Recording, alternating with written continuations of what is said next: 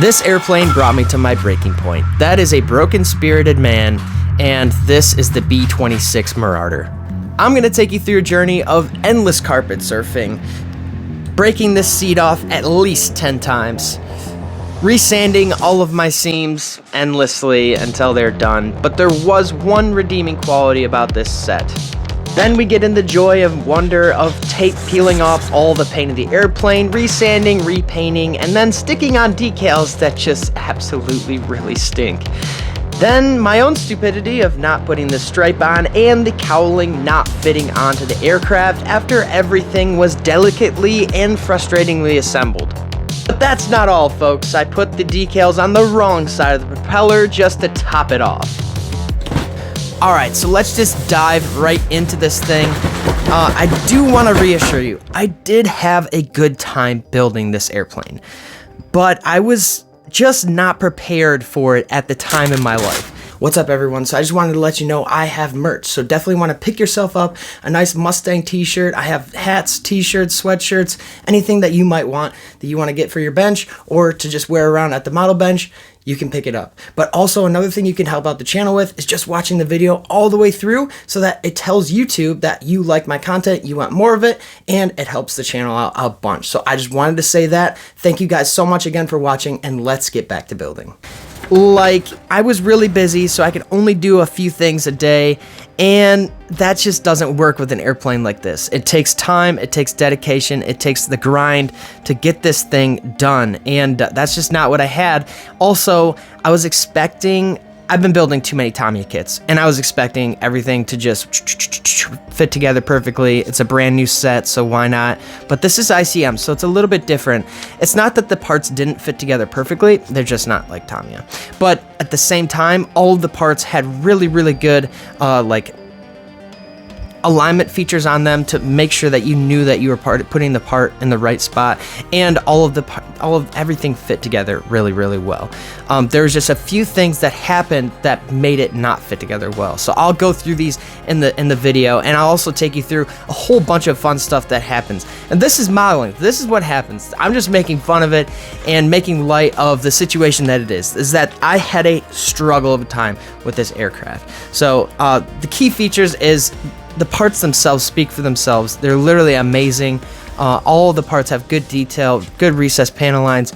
The instructions really take you through the whole building process really, really nicely, and they're nice and drawn out so you can understand what's going on, even though they're in a different language. They're not even in English, and I could understand what the heck was going on the whole time. So this is my first time reading,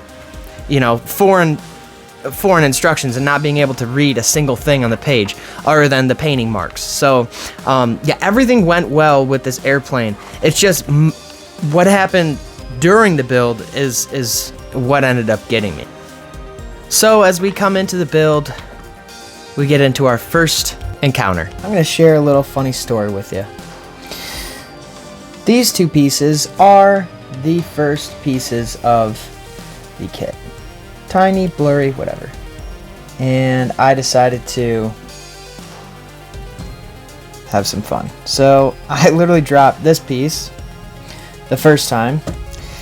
So what did I do? I decided to drop the second piece to see how far it would drop, and then I lost those. So the first half an hour of this whole build, I've been carpet surfing. Let's go.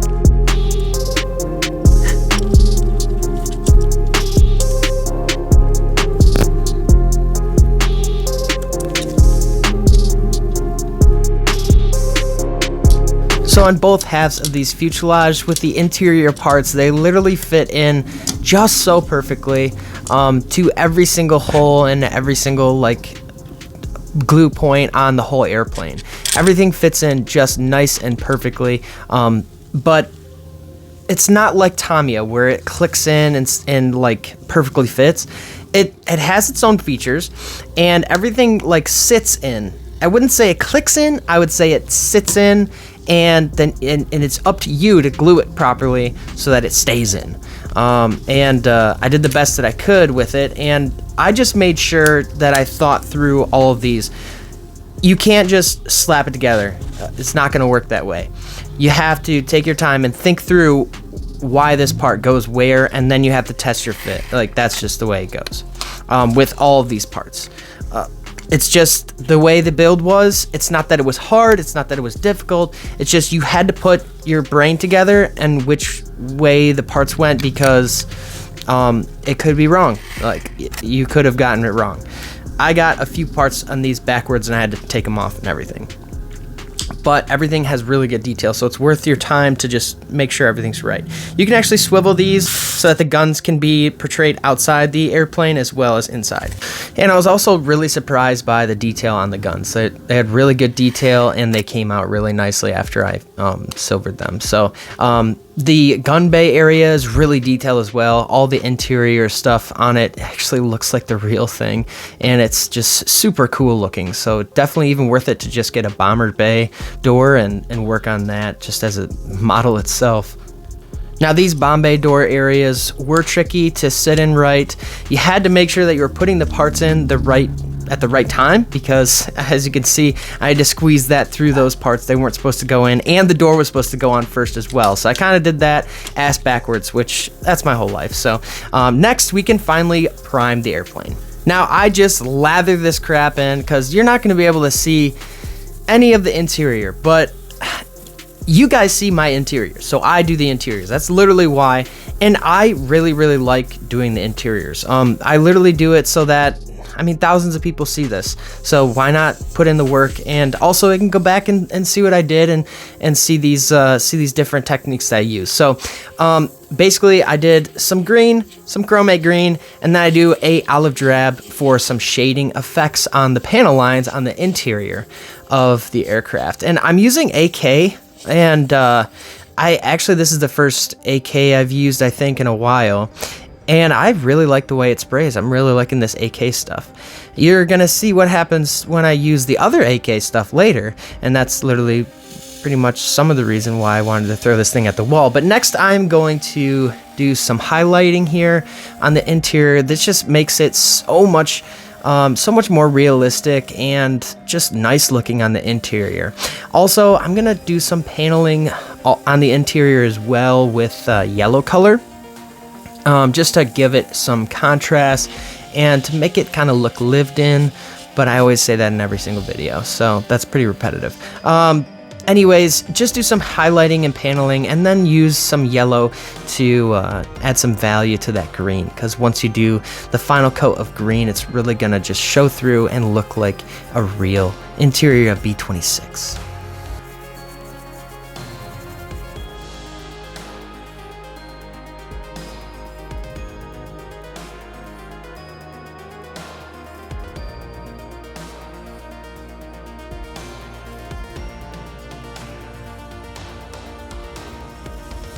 Now that the main green color is done, we can move on to the next step, which is painting the interior, all the details, all that good stuff.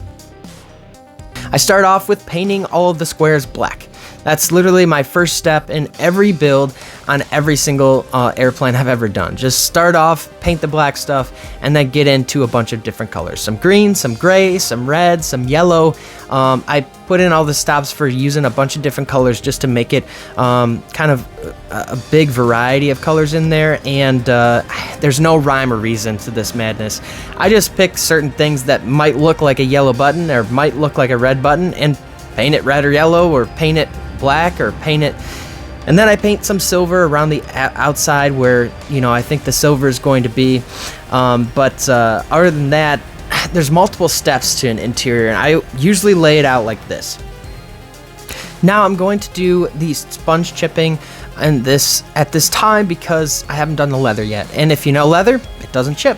So I'm going to do the sponge chipping first as to not get in the way of the leather. I've literally done this 1,000 times where I've chipped after the leather, and then the chipping gets all over the leather and ruins my seat and I have to redo it. So this time I'm just being proactive, and then this is going to be the first viewing of the seat actually coming off of the airplane right about now. Yep. So that was the first time it went, and it will not be the last time you see that seat fall off there. It's about to happen again, actually. But we're getting into the leather here, and It's super easy technique. I just use a bunch of different browns and I basically brush into the center of the seat to make it look like wrinkled leather. But the key fact here is to not thin out the paints. I like the leather to be chunky and thick so that the paint actually gives it some raised detail. And once you do that, you put a nice wash on it, and then you break another seat. You just break it off again. That's the third time that has happened, and it will not be the last. This might be the last time you might see it, but off camera it happened like 3 more times because the damn thing just wouldn't glue back on. So I'm using a dark brown wash from AK. Any dark brown wash from AK is going to be pretty good. In my experience, I really like these washes. Essentially, I just go back around all the parts and do some chipping again on all the seats and all the other things, fiddly bits that get squashed into the airplane before the 2 fuselage halves get put together. Put it around all the gun stuff and the interior. And I gotta say, this interior came out really, really nicely after this effect, before the wash. And this is just the first layer of chipping. So I usually do it twice to get some added layers. So I do 1 layer before the wash and then just a really light chipping in some areas after the wash, just for some fresh chips in there. So now we're gonna just wash this up with that same dark brown. I use the same wash on everything in this kit, other than the exterior of the model. So in my opinion, the washes do 2 things. Not only does it make, you know, all the panel lines accented and, you know, put some dirt on, make it look dirty, make it look lived in, but also it kind of fixes airbrushing mistakes. There's a lot of airbrushing mistakes I had in the interior, and it seemed to really, really dumb those down a lot. But now we can get into this instrument panel here. Obviously not very detailed whatsoever. It didn't put a lot of time into it. That's the decal that it comes in the kit. Just slapped it on there because you're unable to see that instrument panel whatsoever in the B-26. So you probably don't even have to do that. You cannot see it whatsoever. Next, I just pop those glass pieces in there and cover them up with some tape. I highly recommend you buy the Edward masking set for this because, dude, there's so many things to tape off. You're just gonna want to do that, and you're gonna want to have some liquid tape too. So definitely get yourself a masking set, but also get yourself these seat belts. These seat belts are amazing. They came separately, but they're the Edward seat belts for this kit, and they're just beautiful. Man, they just look so nice. Applied some super glue to these and just really delicately squash them to the bottom of the seat, making sure every single thing stuck, and then let it dry. You know, people are impatient at this step. You have to be the most patient at this step. So just let it dry, squash it, and then use some reverse tweezers on those babies. Let it dry, squash it, you know, just repeat the process over and over until, yeah, this would be the next time that the seat actually breaks off again. And up, there it goes. So next up, let's put this thing together after I glue that seat back on. And I will have you know that the seat is at least an inch shorter now that I took it off and glue it on 1,000 times. So back to it. So we're getting into the weight issue with this airplane. So in the kit, it says 90 grams has to fit in the front. So I just squashed as much weight as possible into the front, to my almost detriment. I think I put too much in, but too much is better than not enough at this point. It's kind of cool that they had the top panel. You can see the top panel there open, so you can actually put a bunch of weight in that top panel once you get the fuselage halves together and stuff. So if you wanted to, you could assemble the landing gear and put everything together and make sure that it has enough weight in it with that top panel being open. So I'll show you covering up that top panel, but for now I'm just shoving a whole bunch of weight in there as much as possible. I literally did the math on all this, and I had, I think, 100 grams, barely over what they suggest, and it worked, and I have plenty. So that just gives you what I did. Next, I can assemble the rest of the interior, and this thing is just really, really coming to life here. You can really see some of the areas just start to pop out. This gun can actually be put on at the very end with the back piece for the airplane, so don't even put that on. This is my mistake. I ended up breaking it off anyways, and just redoing it a million times. But this is the interior, and I really think it came out good. Let me know in the comments what you think, and let me know in the comments if you actually built an aircraft like this, a B-26, something big. Just let me know what you guys are building out there. Like, I just need to know. I need to know what other people are doing in their lives when I'm stuck in a room building this B-26 for hours on end. So everything came out really good. The leather came out good, and you can see that the paneling and the wash just really, I think I can do green pretty good. I can do interiors pretty good. Interiors are my favorite part. I really like doing all the intricate details and stuff like that. And I know it's ridiculous because you just cover it up and you can't see any of this crap inside. But if I shine a light in there, I can see it, even though I will never shine a light in there. So now let's just squash these fuselage halves together, finally get this thing rolling. You're gonna see that top part actually come together pretty well. The fuselage halves fit together really, really well. If those weights move in the front of the airplane, it does not fit together very, very well. So be aware of that. Make sure all your crap's glued in perfectly, because that's what happened to me. The front ended up splitting off, and I had to shake this thing a lot to get that front section to squeeze all the way together. So make sure your weights are all the way in.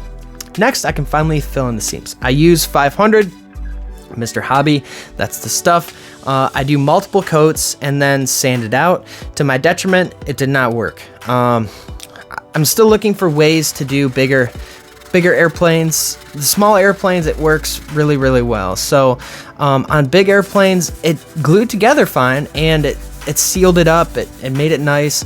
I sanded a bunch. I mean, so much sanding on this big set, which is fine with me. I kind of like this process. I don't mind it. I do it for my job every day, so doing a little more sanding is kind of satisfying. But I literally took that whole circular round of weights and just shoved all of it in there. I mean, I just didn't know how much each one of these weighed, and I did not want this thing, after putting all this work into it, to be a tail sitter. So I just shoved everything I had at it. Next, we get into some standard assembly of all the parts. Now, I will have you know, all of the wings were a little bit warped. That was about it. Everything else fit together really, really nicely, really good. Amazing fits on everything. The landing gear bay area literally fit in perfectly. There wasn't any issues. Landing gear were a little bit flimsy, but for now, we're just doing the wings. So the wings fit together really, really nicely. All the parts seem to just go right into place where they should be. Nothing weird, nothing wonky. The next part that was really tricky, these panels come off so that you can actually display the beautiful engines that you get in the kit.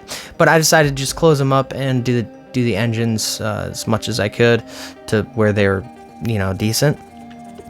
I sanded these parts down. I think that there's a seam there, so I just lightly sanded this area. Didn't want to put too much work into it. I'm just using 1000 grit sandpaper just to clear up the glue, and that's pretty much all that part needs. But next we get into the main landing gear area, and we can squash these parts together and do this seam work, which was very tricky. I did drill out some holes in the exhaust pipes. Very necessary step, because it literally has a line in the hole, so you definitely want to drill a hole. But next, you can just finish up with doing some chromate green on those areas to give it a little bit of different parts. But next, I then just dry brushed some duraluminum on this interior part, as I think it would be aluminum color. After everything's glued together, you do your micro sawing on all of these seams. Now this part actually went really, really well. This is the part where I was really getting excited. The airplane was coming together and everything was happy and nice and fine, and the saw was working really well. I love these Ask saws. They're really, really nice. So if you want to get a set of Ask saws, they're pretty nice saws to use. But I just go around each and every one super slow, super methodical, and then use some glue on it, and that usually cleans it all up and makes it a nice recessed panel line. Now we can put that part onto the wing, and this is just so gratifying because I really like how the different colors pop out on the interior of the landing gear, and there's so much detail in there. But the only problem was that there was a big gap right there, so you have to put a big popsicle stick from the dollar store inside and just twist it inside the wing and make sure that it's propped up, and then it'll glue together perfectly. And make sure that both ends are held tight too with some clamps or something. Finally, we can put these wings on and get this thing glued together. I did forget to mention that in this build, I didn't even record it. I was so pissed off. That wing that I'm putting on now actually breaks off. So adding some extra rigidity into the wing structure, definitely recommended. It did not pop off very hard. So I was just leaning it on the side of a piece of tape, and it literally, I pushed on it a little bit, but I'm pretty careful. I've never broken a wing off of an airplane before, so this is the first time for this one. Next, we're getting into gluing the canopy together. This is a very delicate process as well. Like I said, this airplane is just full of really technical things that are difficult to do for a regular person or a novice model builder, and you just have to have patience and time to, speaking from the one wanting to throw the airplane at the wall, I get it, but yeah, when it's all done, it's really great. It's really great to have on the shelf. But until then, enjoy the process, baby, because this is the modeling journey.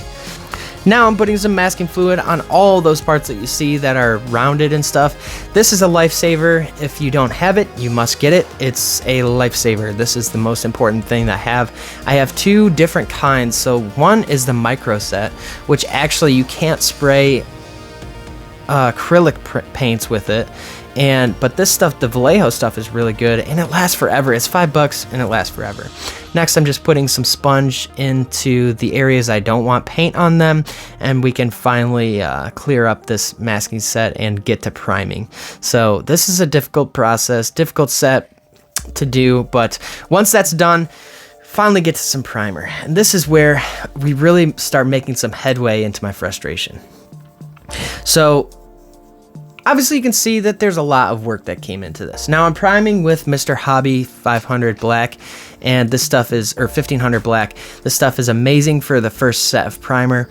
But one of my failures was I did not clean the surface of the aircraft off before I primed. I was too excited. The big aircraft like this, it's been months. It's been like 2 months I've been working on this thing, and I did not clean the surface. That was a mistake. That was my first mistake.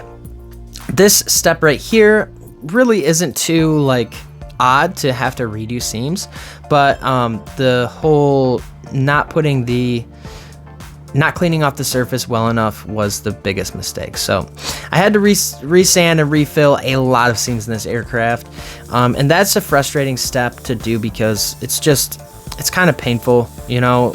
Ready to paint, ready to get some silver on this thing, and then I have to redo seams that I've already done 3 times. But that's what makes us modelers, and that's what makes us men. Next, let's go on and get this engine started. So this engine is extremely detailed and literally fascinating looking. It's the best quality of this kit itself, and it's just super fun to put together and paint and stuff. So let's just get into it. Basically, just assemble these parts exactly where everything is supposed to go, and don't put on the thing backwards or think that you put it on backwards. Take it off, re-put it on again, then take it off because you're not sure, and then put it on finally on the right spot where it was the first time, like I did. Next, tiny little parts, basically tiny little noodles. You can put all these tiny little noodles around the engine, spend endless hours on it, and then cover it with a cowling like I did. I actually had plans to not cover this stuff with a cowling, and I wanted to open a flap, but just didn't want to deal with the hassle of putting the whole engine together.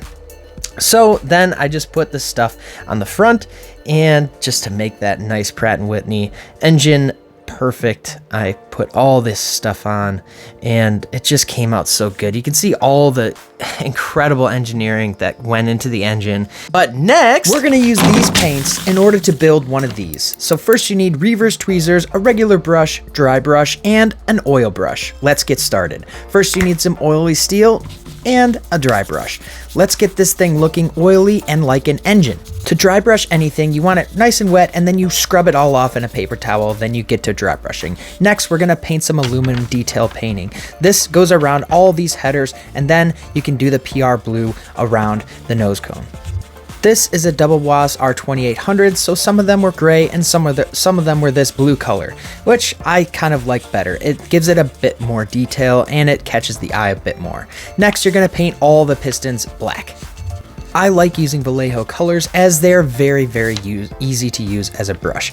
Next, we're gonna do some finer details here with a tan yellow and gold finish. You're gonna wanna dry brush this gold onto that area to make it look a little bit gold shiny. And then what you're gonna do is dry brush silver onto this area to make it look as if it were an actual pipe fitting onto the front of that engine. Now we're gonna take a sponge, dip it in some silver paint, and do a nice silver chipping job onto the front. This is a nice way to give it some life. Now we're gonna just blast it with some nice starship wash on our World War II airplane and just make it look as grimy and greasy as possible because these things went through the ringer in the war. Damp off any excess with a Q-tip, and here you go. A less than 30-minute R2800 double wash engine for your next airplane. But also, don't use a heat gun to dry it or else it'll melt all of your pistons like I just melted it. So next, into the next disaster step, which is painting with this stuff. Now, I liked it. I liked how it sprayed, but it was really pixelated. You could see it was really like, it wasn't as good as Outclad. So when in doubt, just use Outclad. But I was willing to ride with the punches here and just start this. But into my own avail, I used this method to paint the panels first and then tape the inside of the panel off, and that just ended up ripping off all the paint, even the primer. So next I sanded, refilled, and basically did the whole process over again. Reprimed and redid the gloss black over the surfaces, and then I just skipped the step of showing you how to spray Outclad. You know exactly how to do that because that's just the way to go. Next, I put on a whole bunch of sticky notes and finally get the finishing touches on the paint job. I buff out the sticky note glue. Basically, it just left a little bit of a residue on that shiny surface, and I just take a wet paper towel and basically just rub it down until it's nice and buffed, and that usually works on Outclad. Let me preface, before we get into this next venture, that I had every intention of, and I'm good at painting and stuff, but this just took me over the edge. I just painted red and white on a Focke-Wulf 190, and so the idea of painting white just drove me bonkers, and the fact that this decal didn't go on perfectly led me to this point. This is where I was literally recording myself about to crush this airplane, and I looked down on the table in front of me and I saw the beautiful engines, and I said, you know what? We're not done yet, B-26. Let's get up on the mic stand, let's rub our hands together, and let's just crunch this. So I spent a whole entire day just crunching this airplane together. So I got out the decal solution, I whipped out the decals, I put on the decals, and these were going a lot better. I noticed that the carrier film was cut in the right places and everything. Next, I just wanted to tackle this white stripe. So measured it out, did all the taping, did everything, and to my own avail, the white actually covered over the silver, and I learned something. So I struggled, I was so frustrated, and then I ended up learning something. White over silver actually works. So, but I was an idiot and I didn't actually stripe that off. So that'll be addressed later off camera. Next, I do the black stripe by just pinning all these nice black stripes, spraying it with some Tamiya paint, and pulling the tape. A little bit pulled off here, but it didn't pull off the primer. So that's the difference. The Outclad pulled off the primer, this only pulled off the paint, which is fine because it's a silvering technique, so whatever, who cares? Now the white ended up being really nice. Next, I tape off all the green areas. This is a burdensome step, I really didn't even want to do this, but to no avail, I did. Anyways, peeling that tape is super satisfying, and now we get into the next venture of this whole thing. The rest of the decals went on really nicely and easily, and they were honestly really nice decals to deal with. The only problem was that the carrier film was just a little bit big, but over a silver shiny surface, you can't even see it. You don't even really need to put decal solution on. Next, I can finally do the final assembly of this B-26 and just get it out to you, because this was a long time coming, and then this thing happens. The stupid cowling won't go onto the frickin' airplane. I pushed so hard, almost broke the landing gear, but had to trim off a whole bunch of stuff and able to get it fitting on there and glued on right. There's still a tiny little gap that you can see, but it's just too burdensome to deal with now.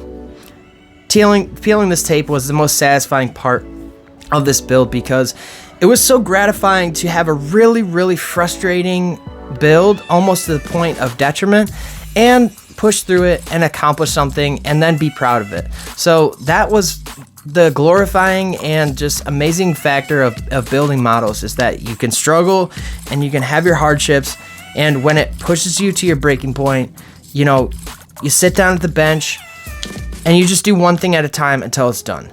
One decal later, one stripe later, one broken stupid cowling later, and a little bit of tape peeling, and then you're at the point where you're like, oh wow, I just had to put a wash on it and do some washing, and then hop onto doing a photograph, and then you're done with the airplane, and then it sits in your shelf and you're like, man, I remember that build. And this is going to be that build for me. I'm going to remember this build for a long time, unless it's something else comes up, but I've never been this frustrated with any of my builds. There's always a way through it, and for this airplane, it really tested me and made me think that there wasn't a way through it, and there was, and I completed it, and it's the best feeling ever. So now that I'm peeling off all this gooey, sticky stuff and, you know, dealing with punches as they come, a lot of the tape leaked, so I just wiped it with some thinner and stuff to get it to come off. But all right, y'all, so I don't have time to really explain much in detail, but I needed to record this. So basically what happened is I found out that this is on backwards, so I have to remove these decals and pop them on the other side. So I'm going to show you how to do that real quick, but this is literally a disaster. So first of all, I spilled all my microsol, so I barely have any left to work with, but I'm just going to show you how I did this. So yeah, this airplane has definitely got me not thinking that I want to build another one for sure this time around, but carefulness is key here. Nice easy peel, and then just strap it right on the back.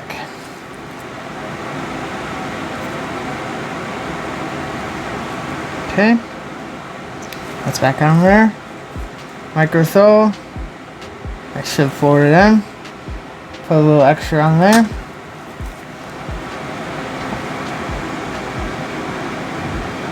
I just had to record another disaster that happened with this airplane, because they're kind of funny, difficult, and strafing, but with a little perseverance, you can work through it. Just like that.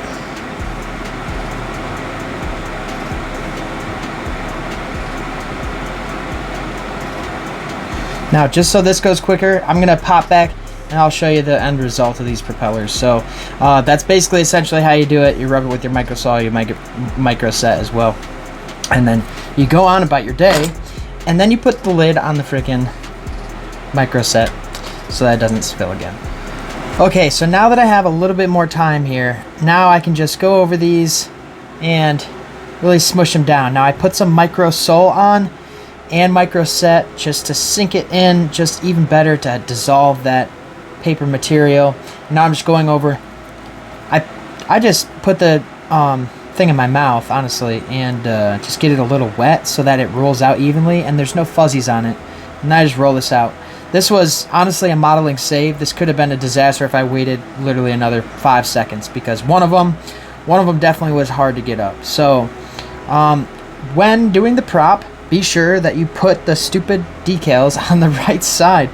I thought this thing was on and it was buried in the attachment. So that's literally why that happened. And that's just one of those things that happens, man. And you just gotta roll on with it. Now, once this gets a clear coat and everything, it's funny too, because I only clear coated this side because I thought it was going on this side. But of course, so now there's a clear coat. But on real ones, you can actually see flashing of this area, so it's actually almost realistic. But either way, I'm going to do another clear coat and a flat coat just to blend it all in nicely. But it was definitely a modeling save, from a modeling disaster to a modeling save here. So I'm glad that it actually worked out. See, I can see all the letters are still intact, and other than this little guy over here, we're going to do some weathering to try to ease that out. But yeah, anyways, let's weather this thing up and get it on.